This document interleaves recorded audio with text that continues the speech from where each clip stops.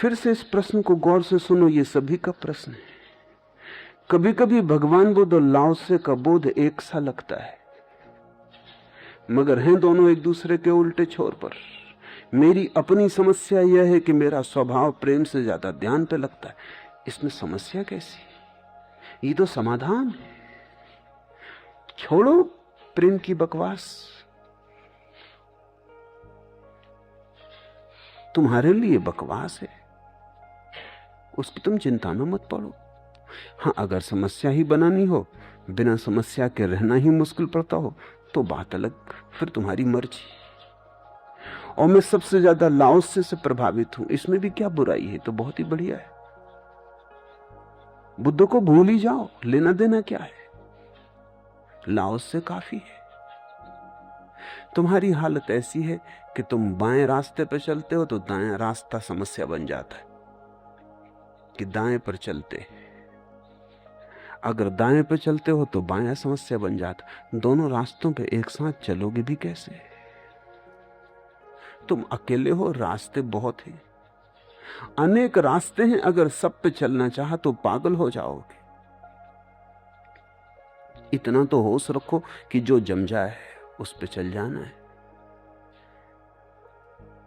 मैं तुमसे बुद्ध, लाओस से, महावीर, कृष्ण, क्राइस्ट की बात कर रहा हूं ताकि कोई तुम्हें जम जाए, मगर मैं जानता हूं तुम खतरनाक हो।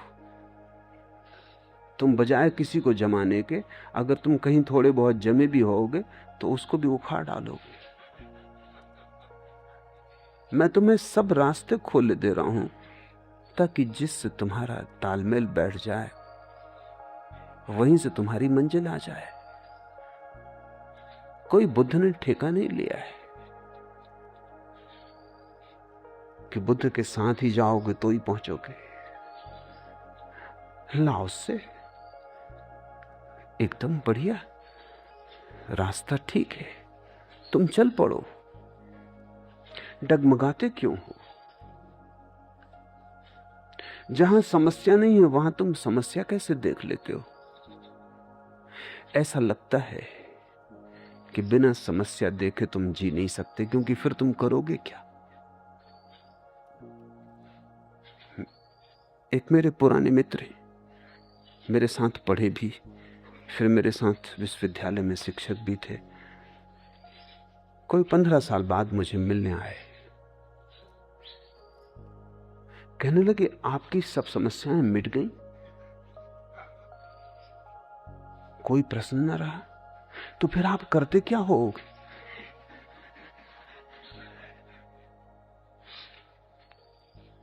खाली आदमी जिएगा कैसे? कुछ तो करने को चाहिए। उनकी तकलीफ मैं समझता हूं। वो सोच भी नहीं सकते कि खाली होने में भी कोई रस हो सकता है। खाली होना उन्हें घबराहट देगा। कुछ भी करने को नहीं है, कोई समस्या नहीं, कोई प्रश्न नहीं। न हो तो आदमी बना लेता है। मैं तुमसे कहता हूं समस्याएं हैं नहीं, तुमने बनाई। इस प्रश्न की ही बात नहीं कर रहा हूं, तुम्हारे सब प्रश्नों की बात कर रहा हूं। यह प्रश्न तो बहुत सीधा साफ है, इसलिए तुम पकड़ में आ गए। तुम बहुत चालबाजी भी करते हो, तुम ऐसे भी प्रश्न बनाते हो कि कोई पकड़ नहीं सकता। लेकिन मैं तुमसे कहता हूं सब प्रश्न तुम्हारे बनाए हुए हैं। तुम चूंकि खाली होने से डरते हो, इसलिए कोई ना कोई समस्या बनाए चले जाते हो। समस्या है तो हल करने की सुविधा है, हल होगा तब होगा। विधि खोजेंगे, विधान खोजेंगे, शास्त्र खोजेंगे, कुछ व्यस्तता रहेगी। इस संसार में बड़ी अजीब अवस्था है। आदमी दुख को भी इसीलिए नहीं छोड़ता कि दुख में उलझा तो रहता है, लगा तो रहता है, कुछ काम तो करता रहता है। तुम कहते जरूर हो कि दुख मिट जाए, लेकिन तुमने सच में कभी चाहा नहीं कि दुख मिट जाए, क्योंकि फिर तुम करोगे क्या?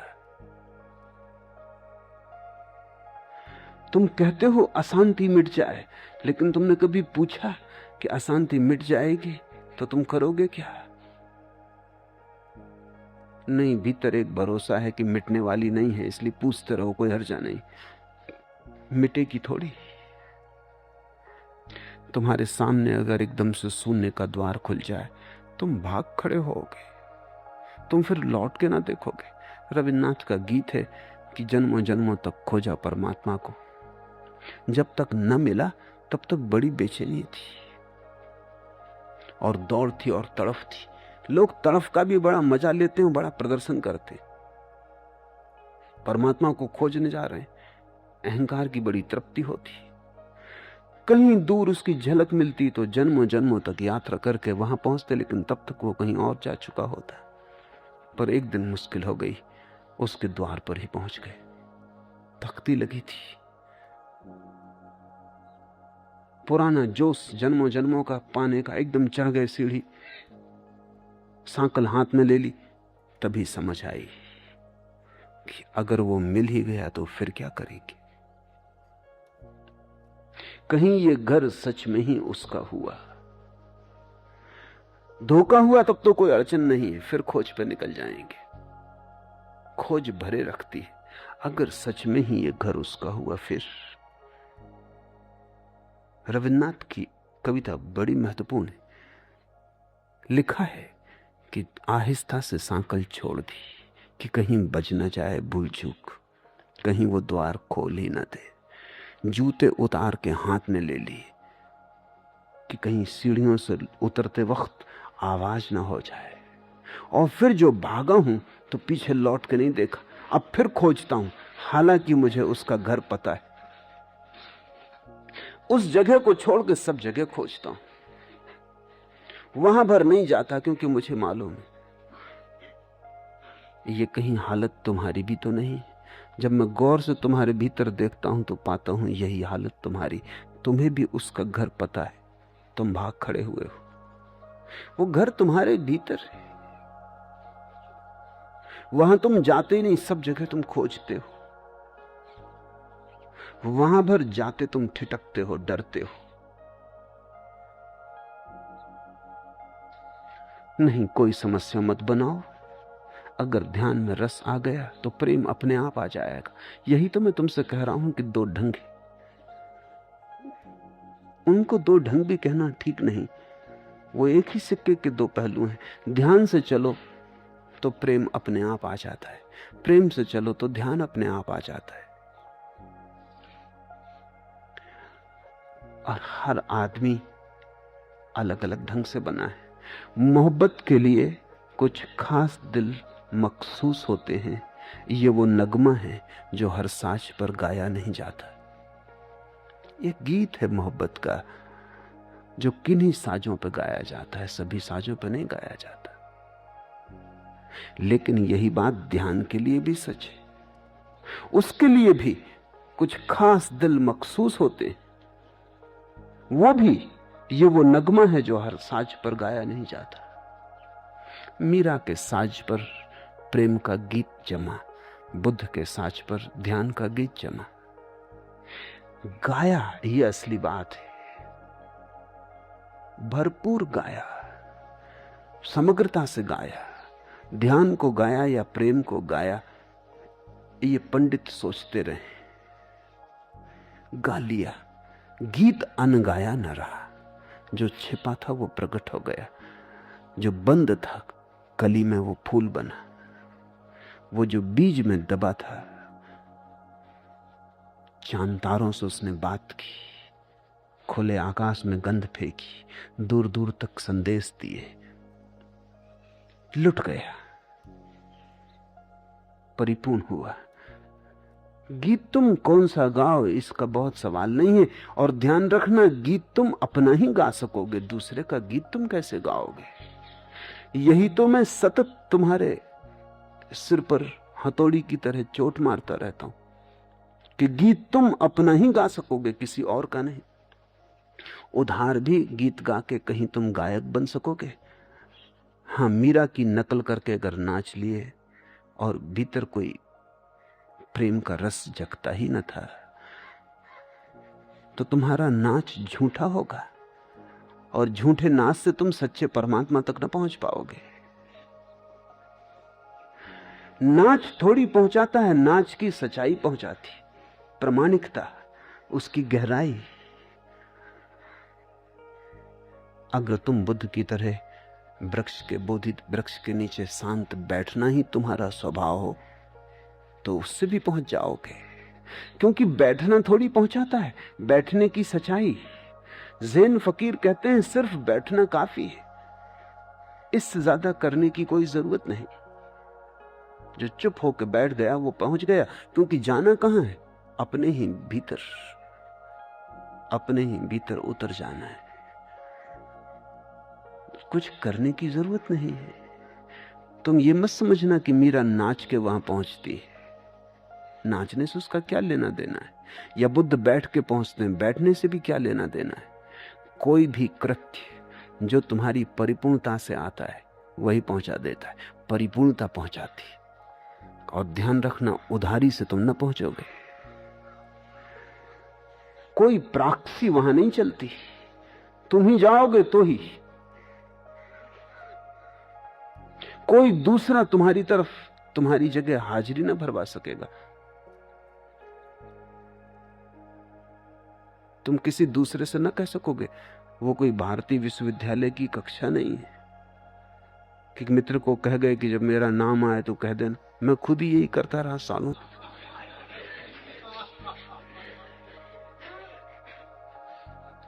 लेकिन उस सत्य के जगत में कोई प्राक्सी, कोई दूसरा तुम्हारे लिए यस सर न कह सकेगा। तुम ही मौजूद होगे तो ही। एक ख्याल रखो बात, अपने साज को पहचानो।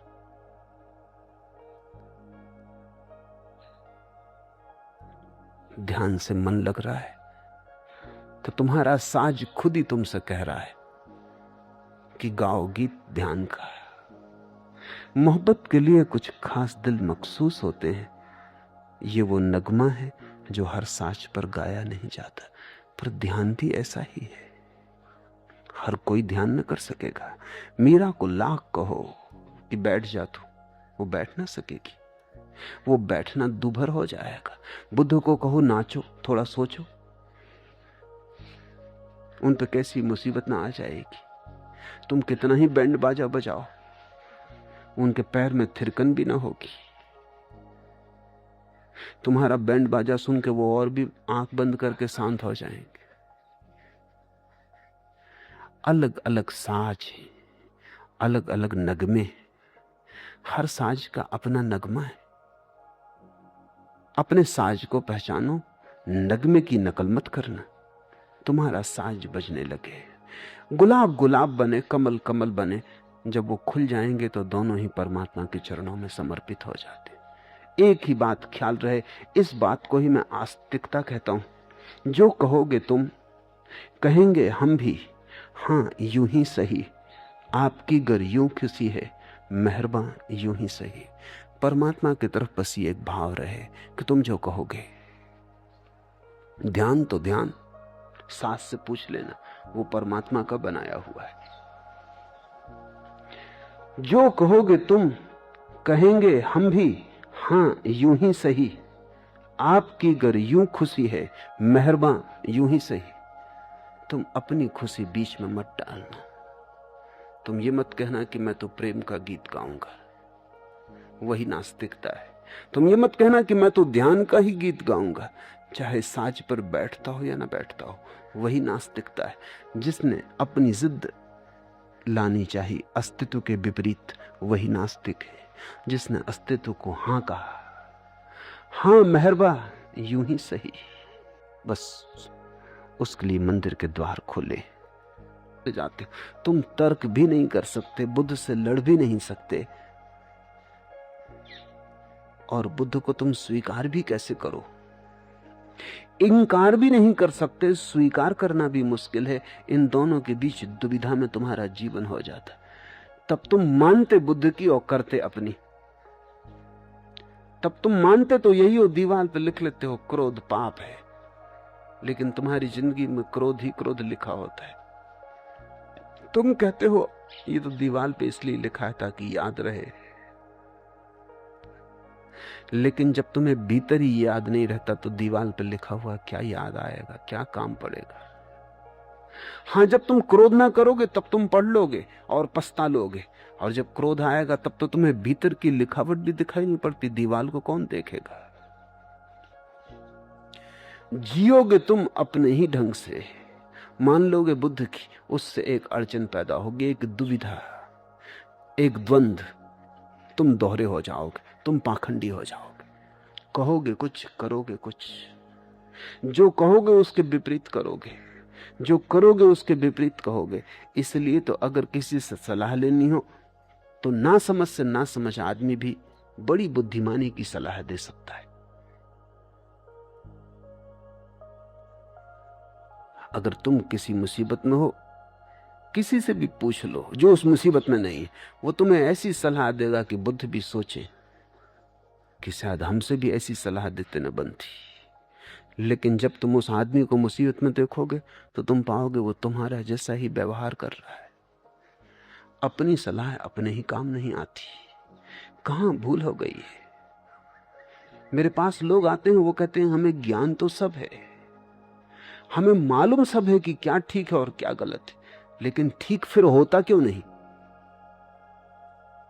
ठीक होने के लिए कोरा ज्ञान काफी नहीं, ठीक होने के लिए ध्यान जरूरी है, ज्ञान जरूरी नहीं। ज्ञान के बिना भी ठीक हो सकता है, ज्ञान के होते भी ठीक ना हो, ध्यान चाहिए। मैंने कहा कि सपना है तुम्हारी जिंदगी, मेरी बात मान मत लेना, अन्यथा मुझसे तुम्हें लाभ ना हुआ, हानि हो गई। मैंने तुम्हारी जिंदगी को बदला नहीं, पाखंडी कर दिया। तुम रहोगे तो अपने सपने में भी और कहते जाओगे सपना है। तुम रहोगे तो माया में और माया को गाली देते चले जाओगे। तुम देख सकते हो, तुम्हारे साधु सन्यासियों को मिल सकते हो, वो वही कर रहे हैं जिसको गाली दिए चले जाएंगे।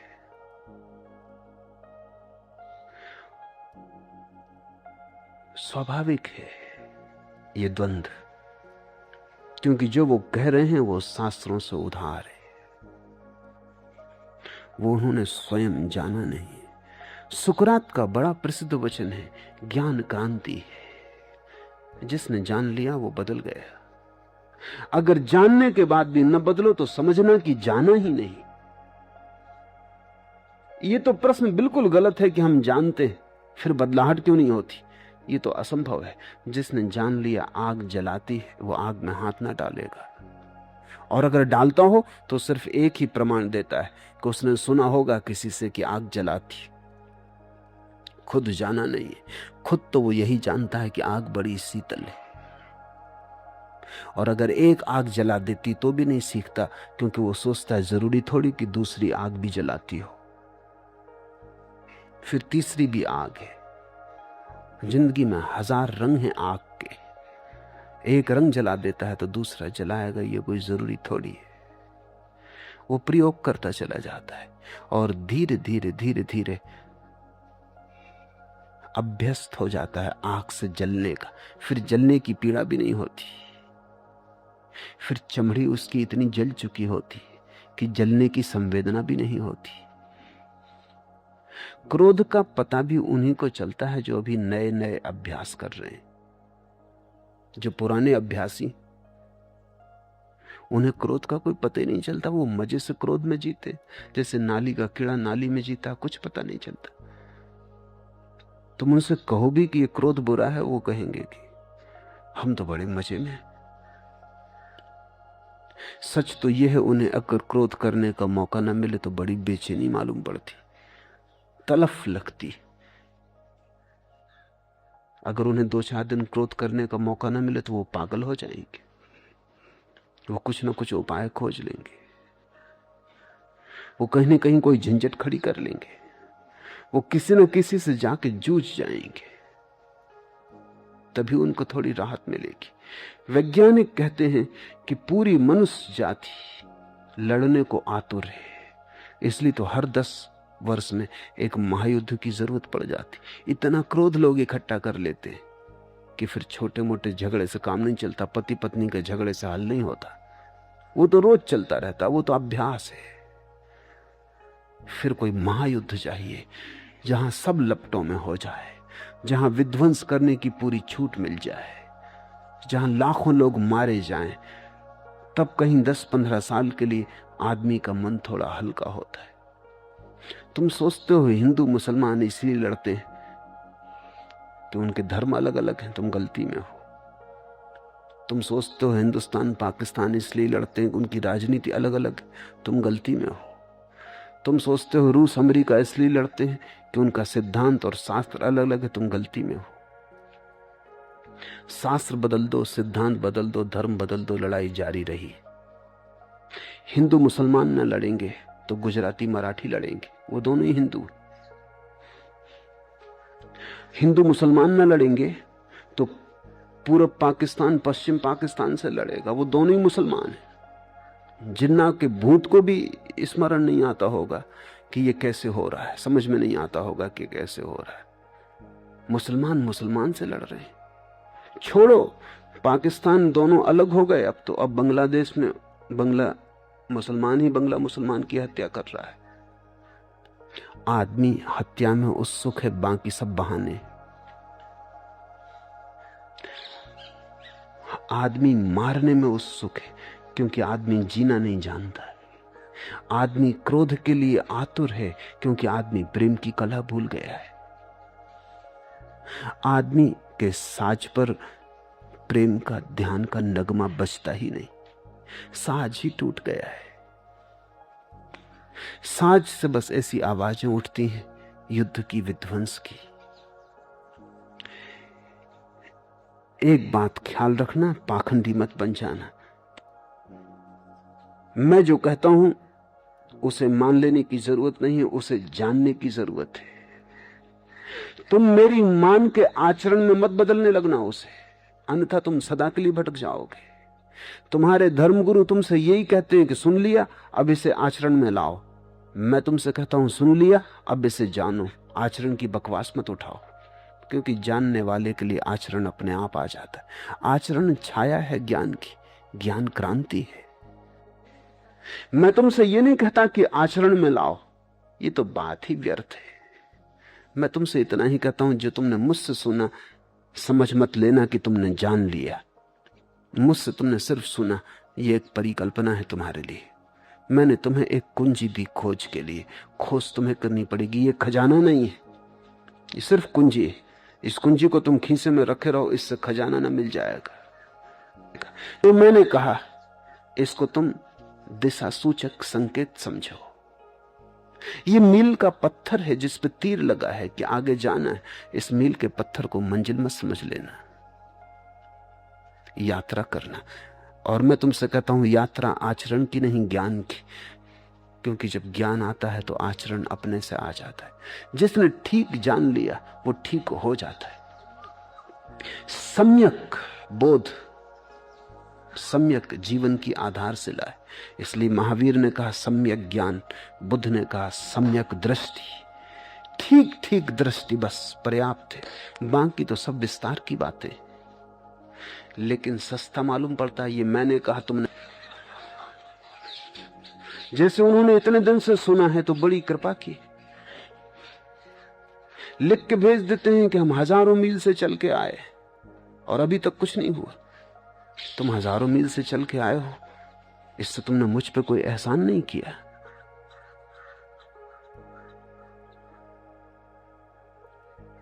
कुछ अभी तक क्यों नहीं हुआ? तुम क्या सोचते हो मुझे सुन के ही कुछ हो जाएगा? अगर ऐसा होता तो सारी दुनिया कभी की बदल गई होती। तो दुनिया में दो तरह की मूढ़ताएं हैं। एक मूढ़ता कि लोग सोचते हैं सुन लिया सब हो गया, या उसको आचरण में लाने लगे, पाखंडी हो जाते। सुनो और उसे जानो, वो ठीक सूत्र है। आचरण की चिंता मत करो, और सुनने को जान लिया ऐसा मत मानो, तब तुम सम्यक मार्ग पर हो।